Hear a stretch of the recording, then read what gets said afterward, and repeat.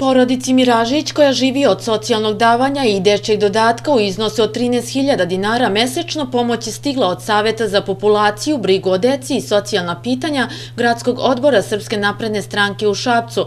Četvoročlanoj porodici, čiji članovi imaju ozbiljnih zdravstvenih problema, ovom prilikom uručeni su paketi sa osnovnim životnim namirnicama. Pa ja bih se zahvalio naprednoj stranci na ovoj humanitarnoj pomoći, koja mi baš mnogo znači iz razloga što ne mogu da zaradim, za mene, suprugu i dvoje dece. Iz zdravstvenih razloga bolujem od kičme, a kao što kažu, nije mnogo, ali meni mnogo znači.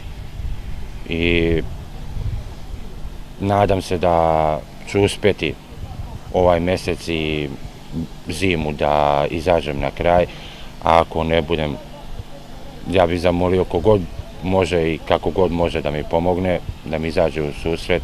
Bio bih mnogo zahvalan, a šta drugo da kažem, osim da se mnogo zahvaljujem. Ovo nije ni prva ni posljednja akcija Saveta, koji je prethodnih meseci paketima i novčanim sredstvima obradovao veliki broj porodica kojima je pomoć više nego potrebna. Savet nastavlja i dalje sa radom, ovo je 17. akcija po redu.